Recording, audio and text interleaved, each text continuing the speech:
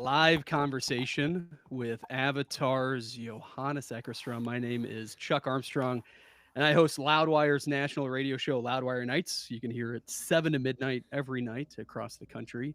And we've had the pleasure of chatting with Johannes a lot over the years, but this year, man, this year has been one of the most exciting as we geared up for the release of their latest album, album number 10, Don't Hmm. Go in the Forest. And so before we jump into this, let me do some housekeeping. This is a live chat, and we want you to be part of it too. So if you have anything you want to share with Johannes, or you have a question you want me to ask, anything, just drop it in the chat. And also for anyone who comments or asks a question, this is important. You'll be automatically entered to win a pair of tickets to an upcoming Avatar show of your choice. You're going to get a pair of tickets and two secret gathering upgrades, which means you're going to get laminates, lanyards, and you'll get to meet the band and get a photo with them too. All you have to do is comment, ask a question, and as soon as you do that, by the end of this conversation, we'll reach out to you privately. So keep an eye on your messages, and we'll ask for your email address, and we'll follow up with you with all the details after that. So The opportunity of a lifetime. that's it. With that, Johannes, thank you, man. Thank you for being here. And Thank you for having me again. listen, talking about this tour, you're on the road right now. Last Hmm. night you played Madison. Tomorrow night you're going to be taking the stage at the Fillmore in Detroit. Yeah, You've been on the road for a couple of weeks now. You've got several more weeks left. How are you feeling? I'm feeling good.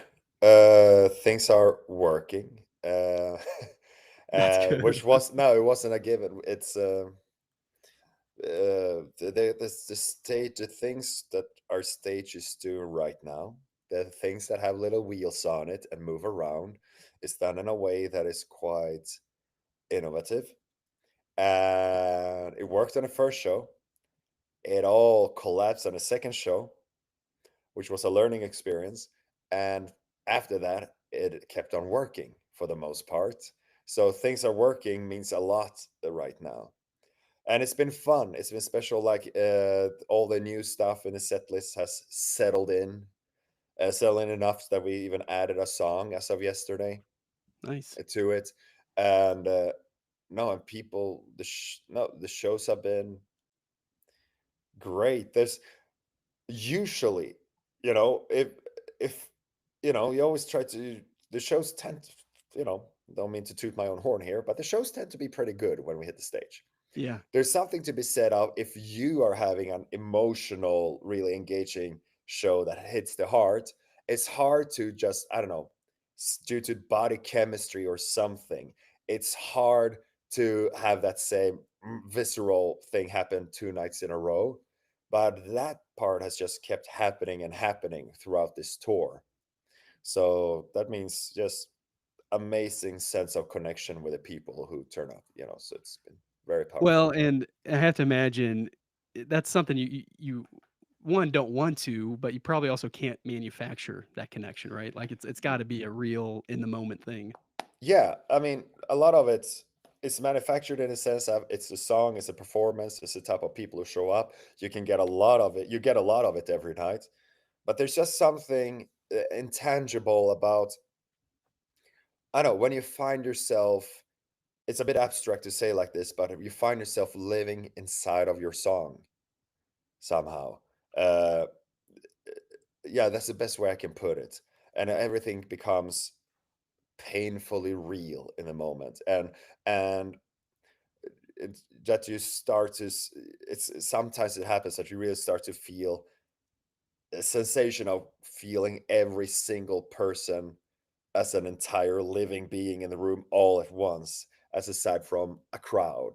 And those are fleeting moments. That's never an entire show even. Those are just, but it has this deep sense of connection that yeah, I live for those and don't take them for granted, because there's, you can't really control when those come and go. How many years now have you been performing live on stage? A first show with Avatar, which was not my first time on stage, but first show with Yeah, Avatar was at a, kind of battle of the bands kind of deal at a youth center at home in Mölndal in 2003. that's amazing, man. So 22 years of doing this with Mm. Avatar, you still feel that living in a song still feel that moment, those moments with the audience, those Yeah, fleeting yeah, moments. yeah. I think we're very good at being excited about this. We're very good at being fanboys of the genre, the scene, the music, when we write it, and to go on stage and be some and to be taken over by, overwhelmed by that feeling, like, holy shit, this is so cool, that keeps coming back Yeah, over and over again. I think, I, yeah, we're not blasé yet, and I don't take that for granted. I don't know. I think there's something we're in the way we do things that keeps that alive for us. And I mean, honestly, uh, I think one thing is that, yeah, we tour a lot, but we also do a lot of things in between. So we get to miss the road enough, I think, to make it feel special. And I mean, I wasn't always a full-time musician. So uh, no other job that I've had, people wouldn't applaud me on the way out, when I clocked out at the end, like, yeah, you go, man, you rule. Can we take a picture? Never happened yeah, in other settings. yeah. That's crazy, man. That happens to me every day, man. Hmm. Should happen to more people more often. That's I right. That's recommend right. the experience. It's very gratifying. Well, listen, we got a million questions popping up in the chat, man. But I do have to say, congrats on this new album, "Don't Go in the Forest." Thank you. Just an amazing record, an amazing testament, I think, snapshot in this moment in Avatar's life. Mm, I also got to say, uh, the release day, Halloween day, mm, was special for us at Loudwire, not just because we got our hands on a new Avatar album, but mm, because for the first time ever in the history of Loudwire, we partnered with a band to do an mm. exclusive vinyl variant, and Yeah. very excited to hold this, man. Isn't it neat? It's pretty amazing, man. Clear Yeah. wax, the splash of red, I think it Mm, matches the album perfectly. Um, absolutely. and the album, the album's in this really beautiful gatefold jacket, this Mm. eerie cover. It's got this massive poster inside with all the lyrics. Really cool. We Not still to have some mention the copies. songs.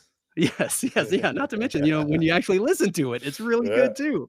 And we still have some copies of this, Loudwire vinyl too, so, I think the link is in this chat, but if you go to store.loudwire.com, you can pick this up, before it sells out because we only have a limited amount of copies, and, if you wanna save some money, we have a promo code Chuck 15, CHUCK 15. It's going to save you 15% off. I used it. It works and it's worth it, man. But I love the fact that on Halloween, not only did you release an album, but you also played a pretty big show in Mexico City. Now, Hmm. I wasn't lucky enough to be there. I think a few, thousand people were lucky enough to be there. What was that like, man? It was special. It was special in a lot of ways. So of course, it was so many firsts all at once that it was almost overwhelming. Um, we so yeah, it was our biggest headline show to date, and it was like 8,000 people there. It was the album release party, essentially. It was the release date. It was our first time doing a headline show since at some point last year, and it was meant five new songs in the set. And because of logistics, the production that we use on this tour, just it has to go into containers and go on a boat and stuff. We couldn't use that down there, so we had to invent other things to do, which was very cool, but also meant that we kind of during sound check figure out an entire theatrical performance on the fly, uh, which led to, yeah, there was a little bit a mild spinal tap situation. Was that so? We played Howling at the Waves, and that was the first time I would play piano live with the band on stage.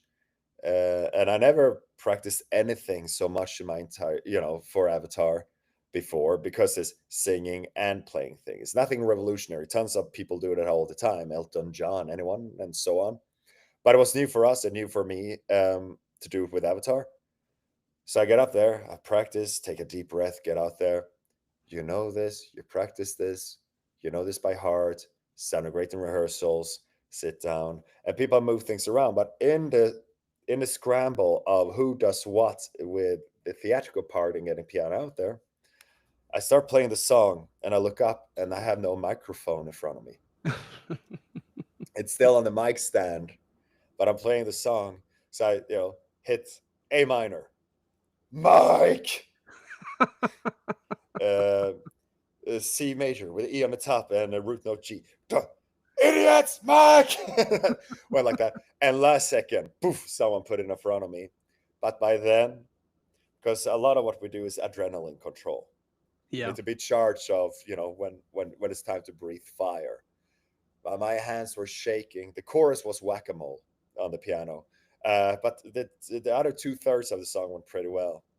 But yeah, it was just an adrenaline-ridden show.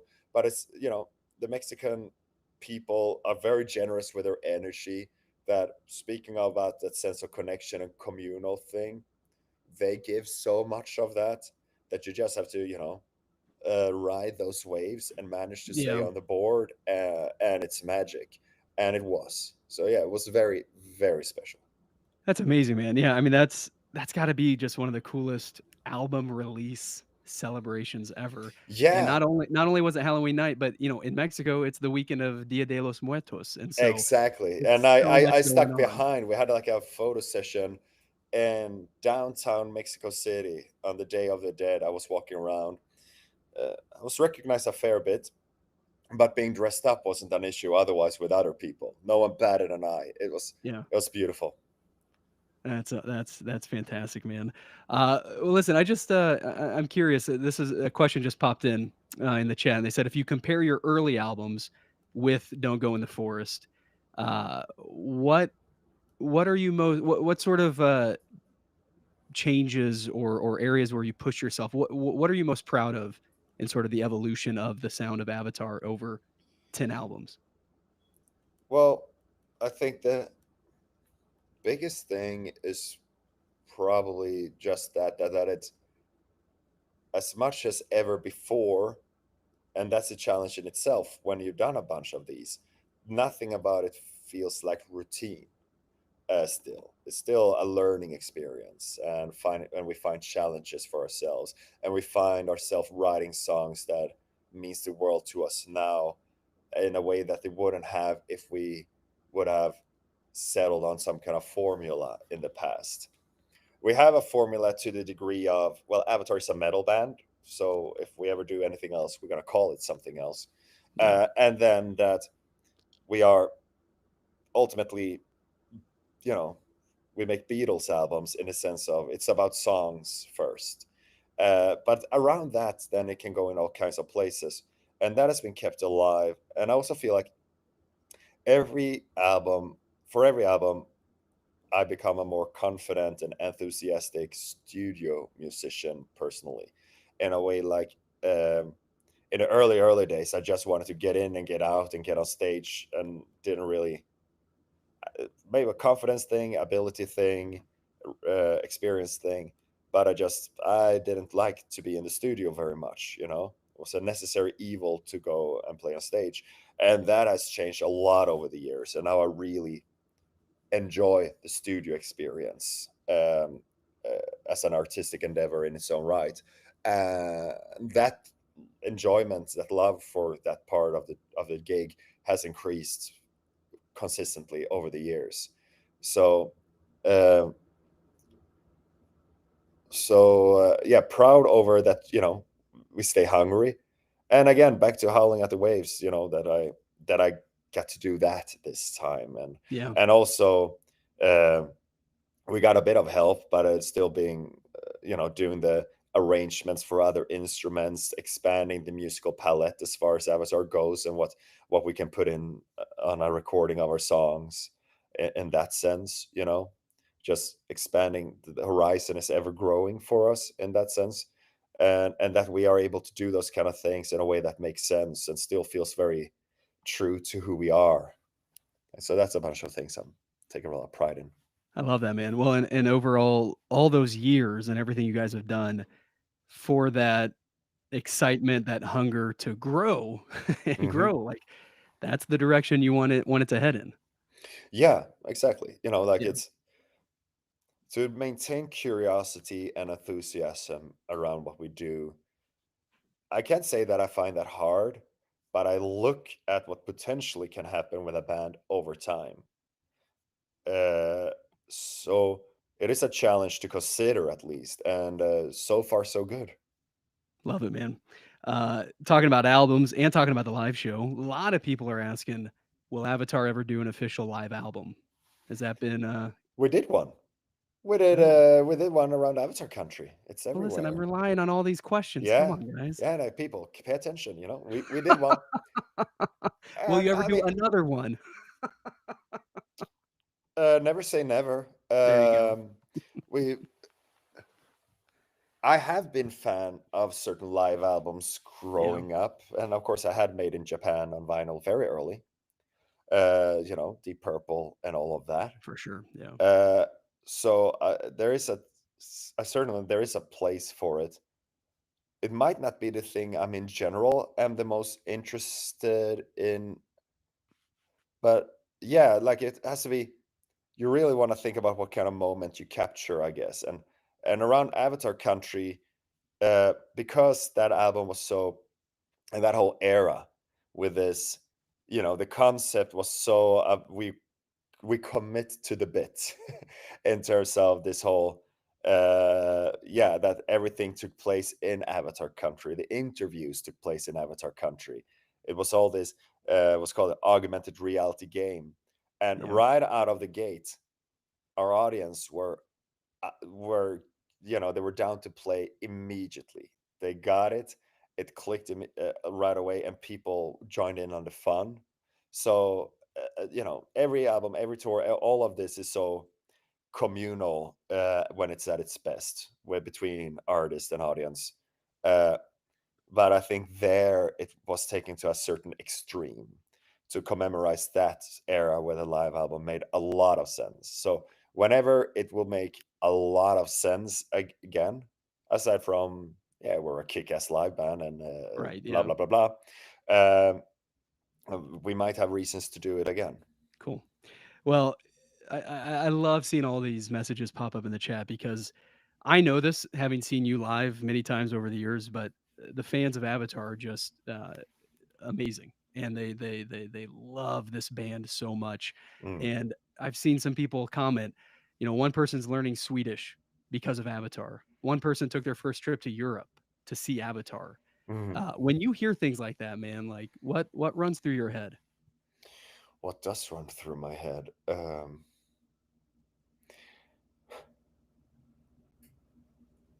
I that I think, yeah, you know what that falls under is a gratitude for that we get to be part of people's good times. It's kind of like when people, because we have also had amazing stories. Someone who, you know, I'm not going to give away too many details, but a person who need to learn to walk again. Let's put it like that, and the doctors didn't expect this person to be able to do so, but they did, and the soundtrack was Bloody Angel over and over again. So, and that person I got to meet, and they showed a lot of gratitude, and they want to kind of give us credit for it. But at the same time, I feel like I have a there's a limit to how much credit I'm willing to take for that, because I didn't get up every morning and try to learn to walk again. Yeah. You did, all those journey. And I've been on the other side of this. I have artists and all kinds of people who I could say, you helped me through tough times or whatever, or you inspired me to do this.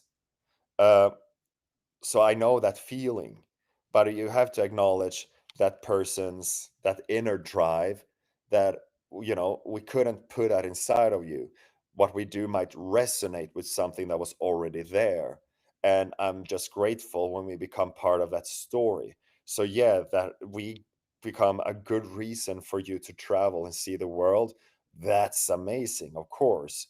Or that you want to learn something, in this case our mother tongue.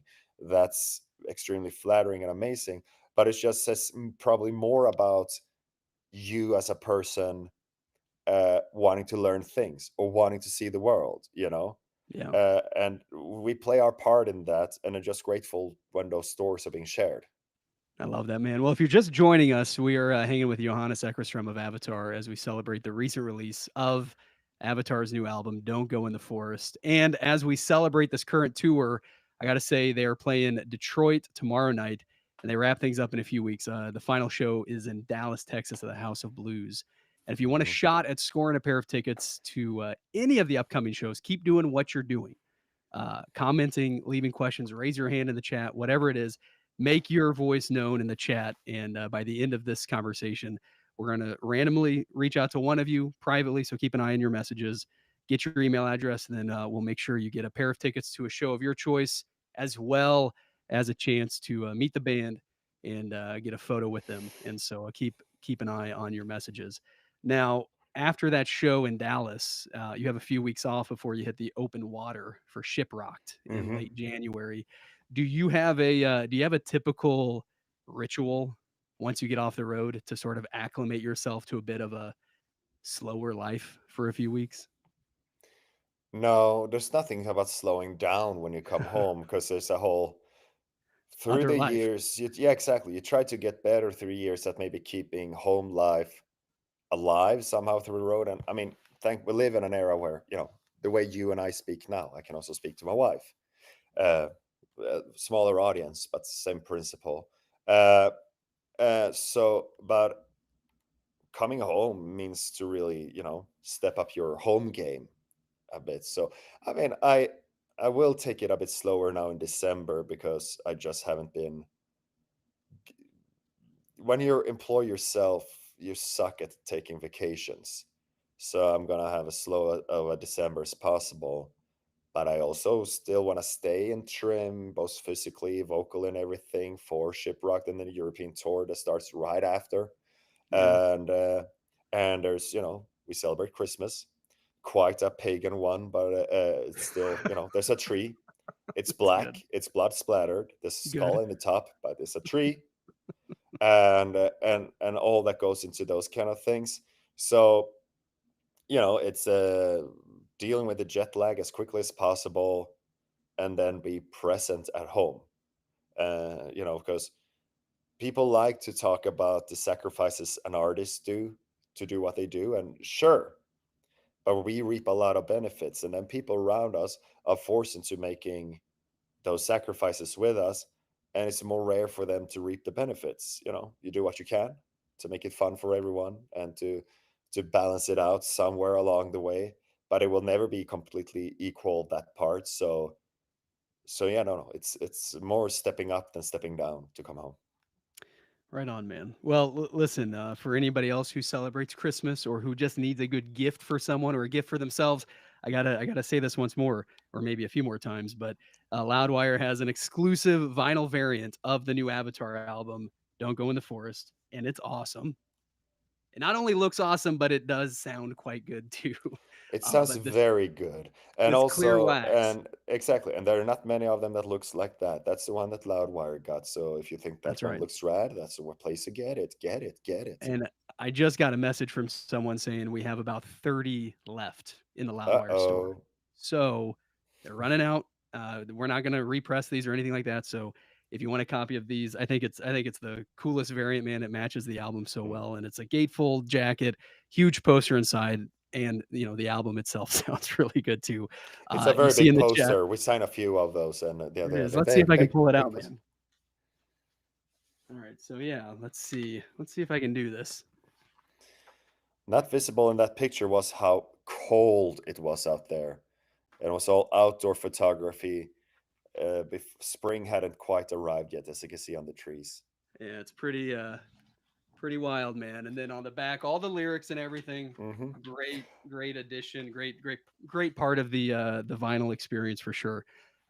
So pick that up right now. Chuck 15 CHUCK 15 is the promo code.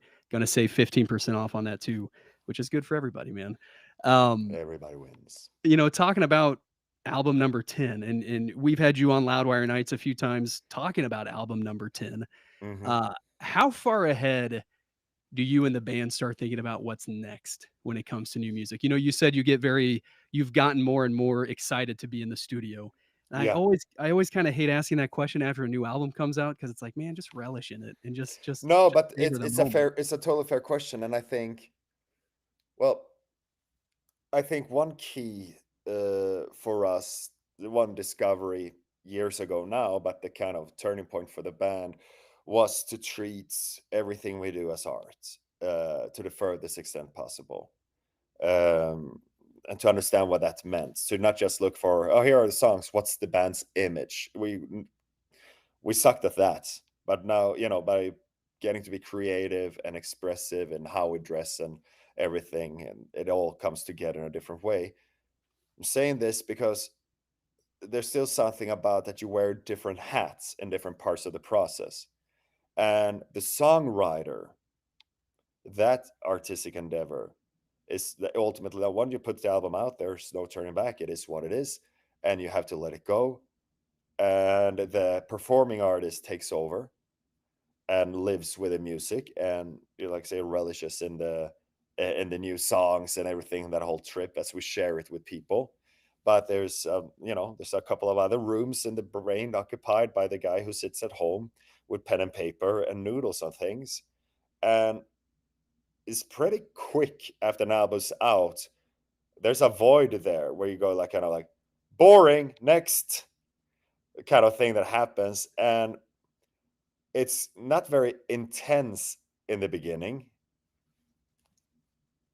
Is it me doing my sound, or is it you? No, I don't think so. Well, anyway, it's not me. It's where was I? We good thing that this is live.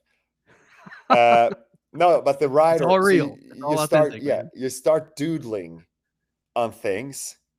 Um, you start doodling on things very quickly after a certain time. And can I mute that? No. We start doodling. Sorry, because it's very noisy. No, I hear it too, man. It's we start doodling on things very quickly, but it's low intensity. See, I finally got the sentence out of me, Yes. and that happened kind of.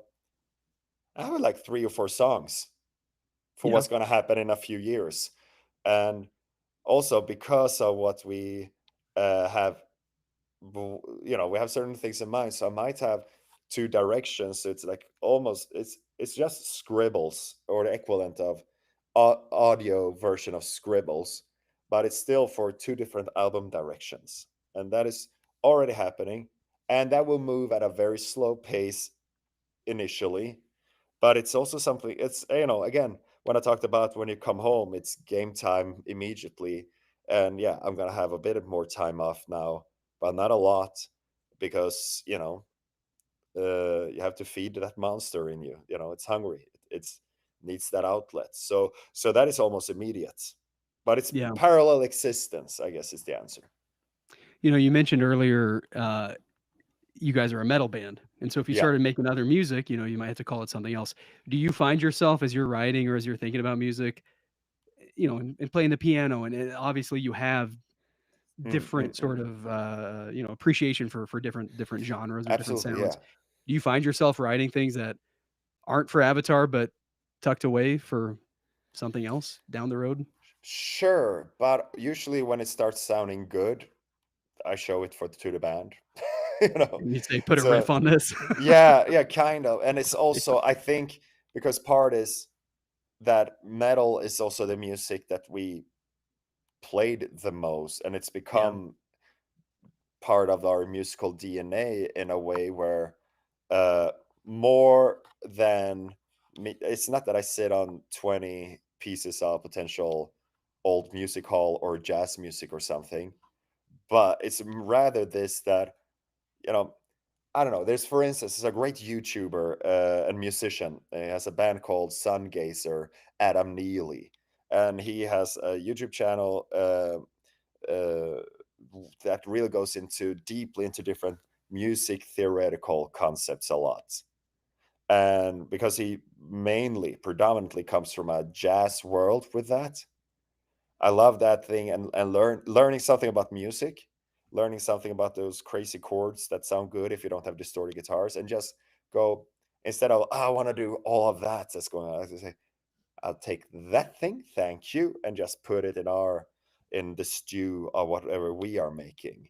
So usually those kind of taste of other genres and stuff, metal is very forgiving with letting you integrate a lot of different things into it, which is why it's so exciting a lot when now we have on this tour we have an American band with some Latin flavor in what they do, and we have a New Zealand band with a Maori heritage very present in the music, and we have a bunch of Swedes, meaning ourselves, and the heavy parts we all have practiced our Slayer riffs and Priest or whatever, um, but then you have the what you get with the mother's milk, whatever the music that was played, the things you didn't have a choice on, to hear, but becomes really huge part of you. I realized that, for instance, if you listen to Judas Priest, a lot of their powerful melodies, and then if you listen to like hymns, like Church of England Christian hymns, and you realize that da da da da da da da da da da da da da. Whoa! Oh, oh, that's a heavy metal melody. That's everywhere, because That's that's what the right. British originators of the genre, what they were fed. So you find a Yeah. lot of that in that, and and we all get a bit of that, and sometimes people lean into it extra much, Scandinavian folk metal, or again Whitburn with the Maori stuff, or Bloodywood, what they're doing. You can draw these to different levels of extremes, do it very consciously or subconsciously, and there's so much room to do those kind of crossover experiments and playfulness in heavy music. Yeah. So I think most of the time our curiosity and other things, we find room for it inside of what we are doing. Amazing, man. Well, and it's great that you've got Spirit World and Alien Weaponry on the road Hmm. with you, and you're maybe fans who are coming, never heard of them, never seen them, and you're exposing them to that, and just making this world, bigger and better with Yeah. every show. And I just love it, man. I can't wait to see you guys. And I've never seen Alien Weaponry, but I've been following them, and I cannot wait to Mm. catch them live, Yeah, man. I'm very glad we have them on the road. Only problem is because with because them I liked for a long time. My brother introduced them to me. I'm like, oh, and then we've been in talks for a long time to finally have this happen. And I'm thinking, sweet, I will see a lot of alien weaponry, and then I find myself applying face paint and hearing them through the air drums. Yeah, It's so like, oh, well, they seem to have a good time out there. Wish I could see it. So, but maybe one night, I hope, man. yeah, I'm thinking I'm forging at least enough of a friendship that when they come to Helsinki and I happen to be home, they can put me on the guest list and I see them then. But they sound great from the dressing room. They really do. Both of the bands do. That's awesome, man. Yeah, someone just said both bands, Spirit World and Alien Weaponry, kicked ass in Denver, Yeah, man. show up on Uh, time. But Americans are that's good at right. that. Northern Europe can be a bit of a challenge for opening bands sometimes. I think it has gotten better, but in terms of people showing up on time for the openers, that was good for us early on. Yeah, No one knew who we were, but everyone was there, yeah. and I'm very grateful for that because again, North America, this is where we had been around for a bit before we got to swim over, but once we did, it's kind of where this started to be, the path towards this being a livelihood started in this country. So I'm, and that all started with people like, ever heard Avatar? Nah. Okay, let's check it out. Instead of, nah, let's, down a couple more before we head to the venue. That's right, yeah. So please do that. Always when you see Avatar, catch the opening bands. We choose them carefully. And if you're, gonna see Metallica next year somewhere in Show Europe, up on time. show up on time because 'cause you're gonna see Avatar take the stage Yeah. as part of this massive M72 tour, man, and Hmm. I am so excited. I was so excited when I saw Avatar, as part of that tour next year. I've seen this tour a bunch here in America over the last Hmm. couple of years, and it's just a massive show, just an unbelievable show. Hmm. But, yeah, man, everyone shows up because it's a whole night of rock and roll on this massive stage, Yeah. and I know for you, you've talked about this, and I'd love to hear it, for this chat too. But you said Without Metallica, there's probably no Avatar. Yeah, because you know, the band started because John asked Jonas if they should start a band. John, uh, he already had gotten a bit into music, but the turning point was he went skiing with the family. He broke his leg. He couldn't move around a lot. He got a little stack of CDs to listen to, uh, and it was yeah, it must have been Load and Reload. And John became a heavy metal drummer, laying there on his bed with his shitty leg, and plays Tama drums to this day. So yeah, without Metallica, who John wouldn't have taken that initiative to talk it over with Jonas, and that whole trip wouldn't have happened. And then I couldn't join the band shortly thereafter, and here we are, and then Henrik and Simon, and later Tim. The whole thing. It's just that's butterfly effect, passing ships, sliding doors, whatever thing. Who knows what would happen without them? And they Yeah. remained an influence also musically. Still talking about what we consider being heavy music and stuff, and the tuning and modern production and everything. And yeah, we tune way lower than Metallica, and there's a lot of ways to measure heaviness. I still stand by when I talk about to try to explain fast music and heavy music to people the way I see it. It's first and foremost sound sure, but it's in the performance. And therefore, I still stand by with all the speed and death metal and grindcore I enjoy. I still think Aces High is the fastest song ever recorded because of how that song feels. That's you don't drive, when you listen to it. Yeah. The highway patrol will get you, uh, because that sense of urgency. You're in a hurry, and like that with Metallica, when it comes to heavy, for whom the bell tolls, man, it's still that da da da da da. That's the quintessential what heavy in heavy metal means is Yeah. still there, and still an ideal that I return to when wanting to make something we do heavy. And it's just about beating the crap out of your guitar, and so yeah, Metallica are vastly important. That's amazing, man. I love that. Well, and what's amazing too, Johannes, and you are a humble guy, but I play people one on TV. you play one on TV, yeah. On stage, you're not too humble, which is great, man. You let it out, man, and I love seeing it. But people will talk about it today, 10 years from now, 20 years from now, about Avatar. They're the influence to us, that heaviness, or that the way they write the songs, or the way Mm. they perform, the stage production, the energy they have. Like, you're doing that too. And so to have Metallica be part of your story, have Avatar be part of so many other people's stories, it's amazing. It makes me so happy, man. It's why I love rock and roll. It's why I love metal, and why I love talking to you, man. Listen, one last thing. I got another message. So we are running out of these Loudwire vinyl Mhm. records of Don't Go in the Forest. Avatar's new album came out on Halloween. I think everybody is aware of that. But we've got a very exclusive, I think there's only 15 left now, Oh wow. pressing of this record. Clear wax, little blood splatter on it. I love it. And it comes in this wonderful gatefold jacket. Look at that handsome guy there. Yeah, there is. That's the worst. That centerfold picture. That's the worst. Worst Waldo ever done. Pretty easy, man. He's there. Oh, found him. Found him. And within this jacket too is this massive poster that uh, is really cool, and I got to figure out how to frame it. I'm only going to open up half of it to tease you guys, but Yeah, Jonas and Henrik is around the bend there. Yeah, it's they're there. amazing, man. You can get this right now, and if you use the promo code Chuck15, CHUCK15, save 15% off. Use that extra money at the merch stand when you go see Avatar.